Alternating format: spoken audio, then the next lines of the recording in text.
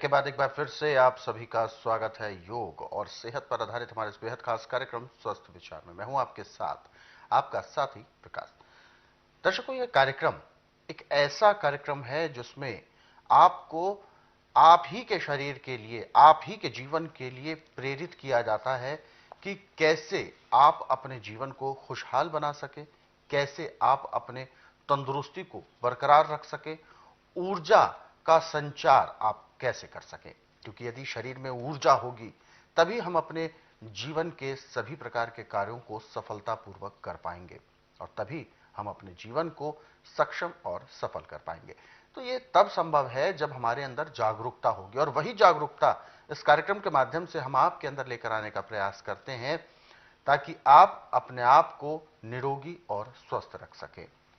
इसीलिए हम आप सभी से अनुरोध भी करते हैं कि जब भी आप इस कार्यक्रम को देखने बैठे तो कॉपी और पेन जरूर लेकर बैठा करें। जो भी नुस्खे उपचार आपको बताए जाएं उनको आप लिख जरूर लिया करें।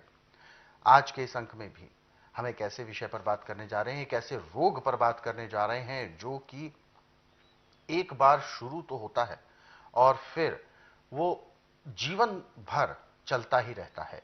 ठीक हो पाना बहुत कम लोगों के सौभाग्य में होता है।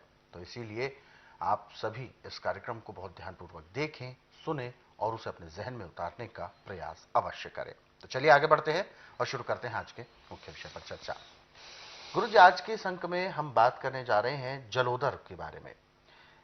शब्द से ही सीधा सीधा स्पष्ट है, उदर में जल का भराव, यानी पेट में पानी का भराव होना जलोदर कहलाता है।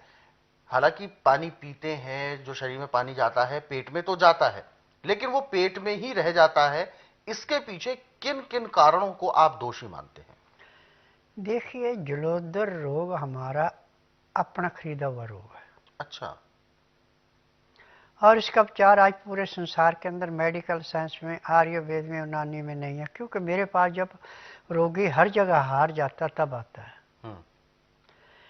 वो तो सिरिंजों से पानी निकालते हैं पेट से, टट्टी पेशाब के द्वारा पानी नहीं निकालते। बिल्कुल। यहाँ पे जिस दिन रोगी आता है उसी दिन उसको टट्टी पेशाब आना शुरू हो जाता है। क्योंकि हम डॉक्टरों को दोष नहीं दे सकते। दोष उन फार्मेसियों को जो दवाइयाँ बनाती, जिस रोग की दवाई बनाई नहीं है, सिर्फ रोग को दबाने के लिए, उस अंग को सुन करने के लिए वो काम तो करेगी। बिल्कुल। स्वस्थ विचार में हर एक रोग को जड़ से समाप्त किया जाता, किसी रोग को बचाया नहीं जाता। और सारी उम्र दवाइयाँ नहीं खिलानी पड़ती। किसी को 15 दिन, किसी को महीना, किसी को 1.5, ज़्यादा से ज़्यादा 2 या 2.5 महीने दवाई, रोग समाप्त हुआ, दवाइयाँ बंद हो गई। जलोदर रोग होने का मुख्य कारण है जीभ का टेस्ट। अच्छा। जितना जीभ को स्वाद ज़्यादा देंगे उतना ही आपका रोग बढ़ेगा। आज जितने भी रोग हैं सब आपके जीभ के स्वाद से है। जब लीवर पचाएगा नहीं, पैंक्री इंसुलिन नहीं बनाएगी, पित्त में तेजाब बढ़ेगा, खाया पिया पेट में सड़ेगा, सड़ करके जो उसका कचरा जाके फेफड़ों पे बैठेगा, फेफड़े गुर्दे पे बैठेगा, गुर्दे पे जाके उसके सुराख फिल्टर करने, जहाँ खून लग करना था, टट्टी लग करनी, पेशाब लग करना था, बंद हो गए। तो कहाँ से करेगा? तो पेट में रुकेगा वो। तो इसको तोड़ने के लिए हमारे पास एक नहीं सैकड़ों नुस्खे हैं।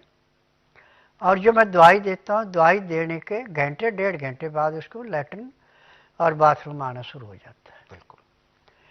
और ठीक ढंग से रोगी दवाई खाता तो 1 महीने पूर्ण रूप से स्वस्थ हो जाता है। ये मेरे आश्रम की देन है। अब टेम्परेरी रिलीफ के लिए रोगी क्या करे कि अन्न बिल्कुल छोड़ दे, नमक से हाथ ना लगाए। अभी तो मूली है, मूली ताजी लाके धो के, छिलना नहीं है, सख्त पत्ते निकाल दे, नर पत्ते भी रहने दे, उसका जूस निकाल दें। अच्छा। और जूस होना चाहिए कम से कम एक बारी में। छोटा बच्चा है तो 40 से 50 ग्राम, बड़ी उम्र का है, नौजवान है तो उसको कम से कम 100 से 150 ग्राम, और उसमें 50 ग्राम अदरक का रस मिला दें और उसको हल्का सा गर्म करके फिर उसमें आधा नींबू का रस मिला दें। अब उसको पिलाने में कम से कम आधे घंटे का समय लें, सिप सिप करके पिए। उसके पीते पीते ही रोगी को पेशाब की हरारत होना शुरू हो जाएगी। चाहे 2 बूंद आए 4 बूंद आए, पेशाब जरूर आएगा। फिर उसके बाद उसको टट्टियाँ लगेंगी। अच्छा। अब जो पेट में पानी रुका हुआ है वो टट्टी पेशाब के द्वारा निकलना शुरू हो जाएगा, क्योंकि मूली और नींबू, अदरक, ये तीनों चीजें जाके जैसे लोहे को गर्म करके लकड़ी में सुराख कर देते हैं स्किंटों के हिसाब से, ऐसे लीवर की धुलाई करते हैं, पैंक्री की धुलाई करते हैं, पित्ते के तेजाब को नॉर्मल करते हैं, और गुर्दों की जाके सफाई ऐसे करते हैं जैसे गर्म पानी में तेजाब डाल के लोहे का जंग उतारा जाता है। उसके बाद वो तिल्ली पे भी जाके अटैक करता है। अब जो वहां से थोड़ा बहुत खून बना उसको तिल्ली स्वीकार करेगी। फिर तिल्ली ने खून स्वीकार करना शुरू कर दिया और फेफड़ों में ऑक्सीजन पूरी आना शुरू हो गई, बीमारी खत्म हो गई। बिल्कुल। जलोदर रोग का इलाज मेरे पास महीने 1.5 महीने का होता है, इससे लंबा नहीं होता, चाहे जलोदर जितना मर्जी पुराना है। और मेरे पास हर महीने जलोदर के 50 से 60 मरीज आते हैं। बिल्कुल। अब आज भी 2 मरीज थे मेरे पास जलोदर रोग के। तो ना तो उनका लीवर काम कर रहा था, ना पैंक्री काम कर रही थी, पित्ते में तेजाब बहुत ज़्यादा बढ़ा हुआ था। दवाई देने के बाद एक तो मुंह में लेते उल्टी करते। अच्छा। एक ने दवाई पचा ली, परंतु अंदर से बंदा पूरा नहीं खुला था। फिर दोबारा दवाई दी है। दोबारा दवाई देने के बाद लैट्रिन भी आ गई और बाथरूम भी आ गया। तो उसने रात महसूस की तो उसको थोड़ी दवाई दे दी, फिर जाइए अब 3 दिन के बाद रिपोर्ट देना और दवाई मिलेगी। तब जाके ठीक हुआ। हाँ जी। आज सबसे बड़ी देन यह है कि 1954 में, अच्छा, जब जवाहरलाल प्रधानमंत्री थे, तो उन्होंने एक कानून बनाया था कि आयुर्वेदिक दवाई कोई नहीं खाएगा, एलोपैथिक दवाइयाँ खाएंगे। वो बिजनेस था। अच्छा। क्योंकि वहां से कमीशन मिलता था, आयुर्वेद से कमीशन नहीं मिलेगा। बिल्कुल। और आज तक इनकी जितनी भी हिस्ट्री है, जवाहरलाल से लेके आज की पीढ़ी तक, करप्शन की मिलेगी है, सेफ कोई नहीं मिलेगी। अब मोदी जाए कोई उंगली उठा के दिखाए कौन सा घोटाला किया। बिल्कुल। और आयुर्वेद को मान्यता इतनी इंडिया में नहीं है जितनी बाहर के देशों में है। आज जो रोगी बाहर जाके परेशान हो जाता है और यूट्यूब पे मेरा प्रोग्राम देखता है या टीवी पे देखता है, फोन करता, तो मैं कहता हूँ भाई मैं नाड़ी वैद्य हूँ, मैं बिना नाड़ी परीक्षण किए किसी को दवाई नहीं देता। और जैसे वो रोगी आता है, दवाई दी जाती है, बताया जाता है उसको, उसी दिन उसको 15 से 20% परमानेंट मिल जाता है। अपनी दवाई लेके महीना 1.5 महीना ठीक हो के फिर अपने जाता है। तो ये है उसका कारण। हाँ, मैंने पूरे संसार से एक निवेदन किया है, चाहे एलोपैथी का, चाहे आयुर्वेद है, चाहे यूनानी है, चाहे होम्योपैथी का है, कि जिस बीमारी का इलाज पूरे संसार में कहीं नहीं, उसका इलाज मेरे पास है। क्योंकि मैं नाड़ी वैद्य हूँ, मुझे 10,000 जड़ी बूटियों की पहचान है, और मैं दवाइयों से और योग से रोगी को ठीक करता हूँ। योग मेरा मुख्य है, और मुझे योग, जोस्त और नाड़ी का ज्ञान है, जड़ी बूटियों का ज्ञान है, जिससे मैं डांके की चोट पे कहता हूँ कि जिसका उपचार कहीं नहीं, उसका उपचार मेरे पास है। बिल्कुल। गुरु जी, जैसा कि अक्सर इस तरीके के जो रोगी होते हैं और बहुत ज्यादा जलोदर से उनका मतलब ये प्रॉब्लम ना हो, लेकिन जो क्रिएटिनाइन बढ़ने की जो परेशानी होती है, ये आज के समय में अगर हम सर्वे करें तो 10 में से कम 2 या 3 लोग ऐसे जरूर मिलते हैं जिनका क्रिएटिनाइन बढ़ा हुआ होता है। देखिए, हमारा क्रिएटिनाइन, यूरिक एसिड, ये सारा 0.5 होता है। अच्छा। ये बढ़ेगा तब जब हम आर्टिफिशियल चीज़ें खाएंगे। आर्टिफिशियल चीजें। हाँ, जैसे ब्रेड है, हम्म। बिस्कुट है, जी। ड्राई फ्रूट है। हम्म। ड्राई फ्रूट भी सारे लाभ नहीं देते। अच्छा। बेटाइम में खाना है, हम्म। खाना खाते समय पानी पीना, पानी पीना खाना खाने के घंटे 1.5 घंटे बाद। तो लीवर पचाएगा नहीं, पैंक्री इंसुलिन नहीं बनाएगी, पित्ते में तेजाब बढ़ेगा, खाया पिया पेट में सड़ेगा, वो जाके गुर्दों पे ऐसे बैठेगा जैसे खड़े पानी पे काई जमती है।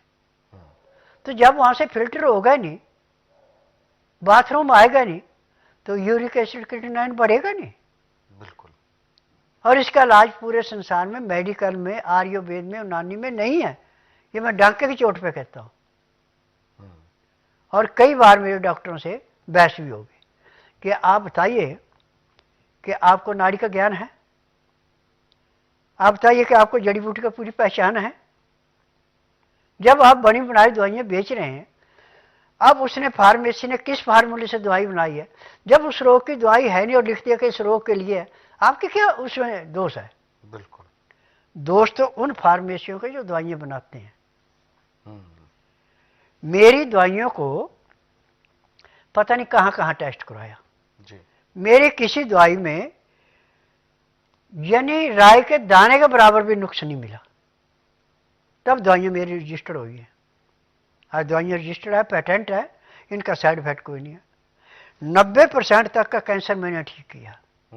जिसको हफ्ते में 2 बार डायलिसिस होता है, उसका उसी दिन डायलिसिस बंद हो गया जिस दिन मेरे पास आया।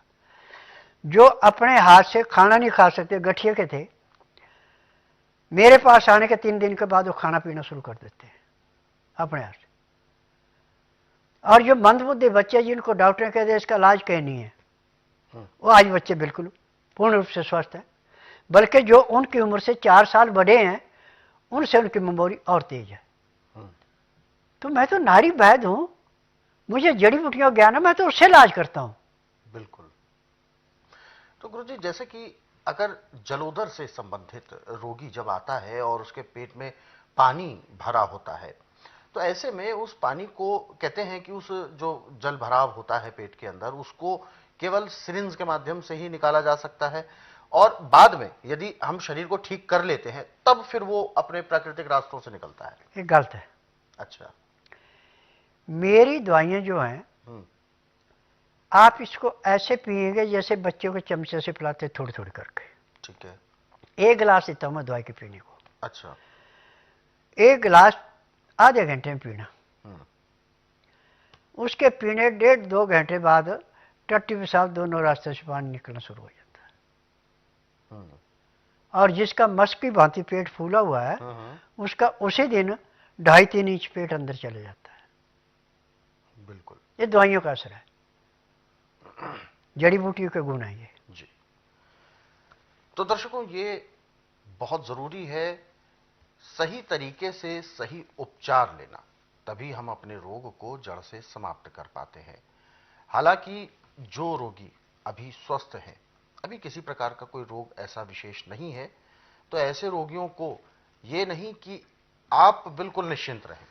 जिनको रोग नहीं है, निश्चिंत उन्हें भी नहीं रहना है, उनको भी प्रयास करना है कि वो रोग से युक्त ना हो जाए, यानी निरोगी बने रहें। और निरोगी बनने के लिए आपको क्या कुछ करना होता है, इस कार्यक्रम में समय समय पर बताया है। हालांकि जो व्यक्ति रोगी हो जाता है, और खास तौर पर जिस विषय पर हम बात कर रहे हैं, जलोदर पर, जलोदर से संबंधित रोग यदि आपको हो भी जाता है तो उसका उपचार संभव है। इसका सीधा सा आपको फॉर्मूला है कि जब रोग हुआ, यदि शुरुआती दौर में ही आप आ जाते हैं स्वस्थ विचार आश्रम में, तो बहुत जल्द आपका रोग ठीक हो पाता है।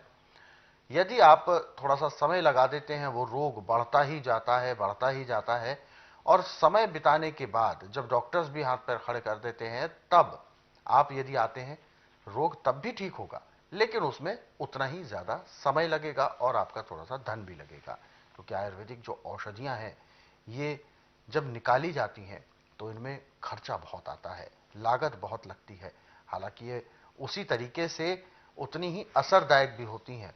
तो इसीलिए आप अपने किसी भी रोग से ऐसे परेशान हैं, कोई रोग ऐसा है जिसको इलाज करा के भी आप थक चुके हैं, ठीक अवश्य होगा स्वस्थ विचार आश्रम आने के बाद। आने से पहले कुछ नियम है जिनका पालन आपको जरूर करना है। वो सारी चीजें आप यदि जानना चाहें विस्तार से तो आप हेल्पलाइन नंबर्स पर कॉल कर सकते हैं। नंबर आपके टीवी स्क्रीन पर है। सुबह 10 बजे से लेकर शाम 5 बजे के बीच में आप कॉल कर सकते हैं। और दर्शकों, यदि आप इस कार्यक्रम में अभी जुड़ना चाहते हैं तो बिल्कुल भी देर ना करें, फोन उठाएं, हमें कॉल करें या आप हमें व्हाट्सएप के जरिए भी अपना संदेश भेज सकते हैं। आगे बढ़ते हैं। गायत्री सिद्ध पंडित लक्ष्मण दास रतन भारद्वाज जी के 70 वर्षों के अनुभवों से लैस इन पुस्तकों में होगी सेहत से जुड़ी हर एक जानकारी।